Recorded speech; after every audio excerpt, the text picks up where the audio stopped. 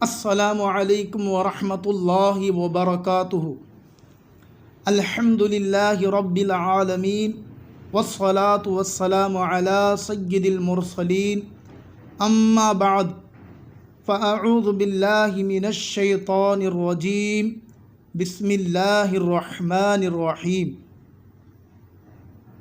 آج آپ کی خدمت میں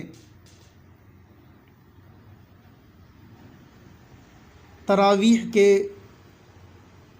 چند فضائل و مسائل پیش کرنے کی سعادت حاصل کروں گا۔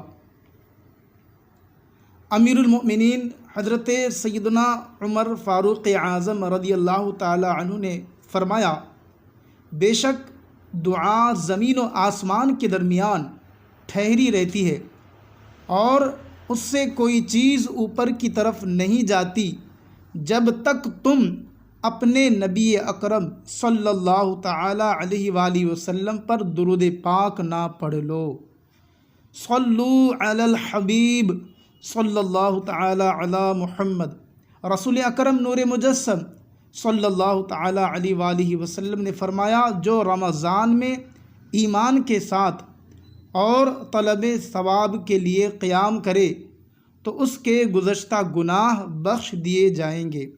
مفسر شہیر حکیم الامت حضرت مفتی احمد یار خان علیہ رحمۃ الحنان اس حدیث پاک کے تحت فرماتے ہیں، تراویح کی پابندی کی برکت سے سارے صغیرہ یعنی چھوٹے گناہ معاف ہو جائیں گے، کیونکہ گناہ کبیرہ یعنی بڑے گناہ توبہ سے اور حقوق العباد اللہ تعالیٰ کی بارگاہ میں توبہ کے ساتھ حق والے کے معاف کرنے سے معاف ہوتے ہیں۔ فرمان مصطفیٰ صلی اللہ تعالی علیہ وآلہ وسلم، بے شک اللہ تبارک و تعالی نے رمضان کے روزے تم پر فرض کیے اور میں نے تمہارے لیے رمضان کے قیام کو سنت قرار دیا ہے، لہٰذا جو شخص رمضان میں روزے رکھے اور ایمان کے ساتھ اور حصول ثواب کی نیت سے قیام کرے یعنی تراویح پڑھے تو وہ اپنے گناہوں سے ایسے نکل گیا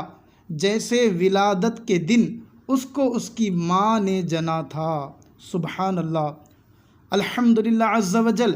رمضان المبارک میں جہاں ہمیں بے شمار نعمتیں میسر آتی ہیں، انہی میں تراویح کی سنت بھی شامل ہے، اور سنت کی عظمت کے کیا کہنے۔ اللہ عز و جل کے پیارے رسول مقبول سیدہ آمینہ رضی اللہ تعالی عنہ کے گلشن کے مہکتے پھول صلی اللہ تعالی علیہ وآلہ وسلم کا فرمان جنت نشان ہے، جس نے میری سنت سے محبت کی اس نے مجھ سے محبت کی، اور جس نے مجھ سے محبت کی وہ جنت میں میرے ساتھ ہوگا۔ پیارے اور محترم اسلامی بھائیوں، تراویح سنت مؤکدہ ہے اور اس میں کم از کم ایک بار ختم قرآن بھی سنت مؤکدہ۔ تراویح ہر عاقل و بالغ اسلامی بھائی اور اسلامی بہن کے لیے سنت مؤکدہ ہے، اس کا ترک یعنی چھوڑنا جائز نہیں۔ تراویح کی 20 رکعتیں ہیں۔ سیدنا فاروق اعظم رضی اللہ تعالیٰ عنہ کے زمانے میں 20 رکعتیں ہی پڑھی جاتی تھی۔ تراویح کی جماعت سنت مؤکدہ علی الکفایہ ہے، اگر مسجد کے سارے لوگوں نے چھوڑ دی تو سب اثاعت کے مرتکب ہوئے یعنی برا کیا، اور اگر چند افراد نے باجماعت پڑھ لی تو تنہا پڑھنے والا جماعت کی فضیلت سے محروم رہا۔ تراویح کا وقت کب سے کب تک ہے؟ تراویح کا وقت عشاء کے فرض پڑھنے کے بعد سے صبح صادق تک ہے۔ عشاء کے فرض ادا کرنے سے پہلے اگر پڑھ لی تو نہ ہوگی۔ وتر کے بعد بھی تراویح پڑھی جا سکتی ہے، جیسا کہ بعض اوقات 29 شعبان کو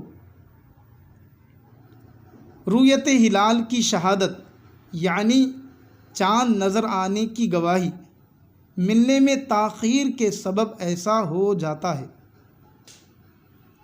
مستحب یہ ہے کہ تراویح میں تہائی رات تک تاخیر کرے، اگر آدھی رات کے بعد پڑھیں تب بھی کراہت نہیں، لیکن عشاء کے فرض اتنے مؤخر یعنی لیٹ نہ کیے جائیں۔ تراویح اگر فوت ہوئی تو اس کی قضا نہیں، بہتر یہ ہے کہ تراویح کی 20 رکعتیں 2 کر کے 10 سلام کے ساتھ ادا کریں۔ تراویح کی 20 رکعتیں ایک سلام کے ساتھ بھی ادا کی جا سکتی ہیں، مگر ایسا کرنا مکروہ تنزیہی ہے۔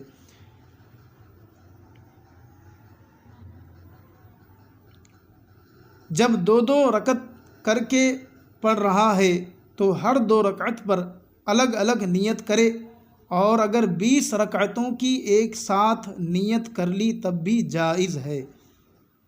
بلا عذر تراویح بیٹھ کر پڑھنا مکروہ ہے، بلکہ بعض فقہائے کرام رحمہم اللہ السلام کے نزدیک تو ہوتی ہی نہیں۔ تراویح مسجد میں باجماعت ادا کرنا افضل ہے۔ اگر گھر میں باجماعت ادا کی تو ترک جماعت کا گناہ نہ ہوا، مگر وہ ثواب نہ ملے گا جو مسجد میں پڑھنے کا تھا۔ عشاء کے فرض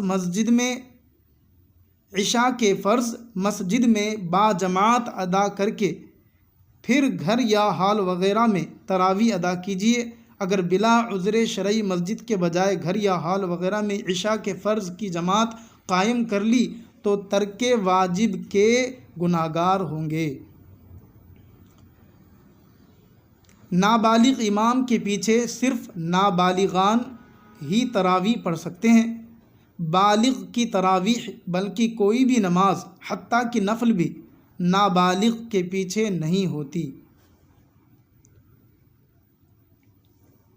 اگر باشرائط حافظ نہ مل سکے یا کسی وجہ سے ختم نہ ہو سکے تو تراویح میں کوئی سی بھی صورتیں پڑھ لیجئے۔ اگر چاہیں تو الم تری سے والناس 2 بار پڑھ لیجئے۔ اس طرح 20 رکعتیں یاد رکھنا آسان رہے گا۔ اللہ تبارک و تعالی ہم سب کو ماہ رمضان المبارک کی برکات سے مالا مال فرمائے، ہم سب کو ماہ رمضان المبارک کی برکتیں نصیب فرمائے۔ آمین بجاہ سید المرسلین صلی اللہ تعالی علیہ وآلہ وسلم۔ صلو علی الحبیب صلی اللہ تعالی علی محمد۔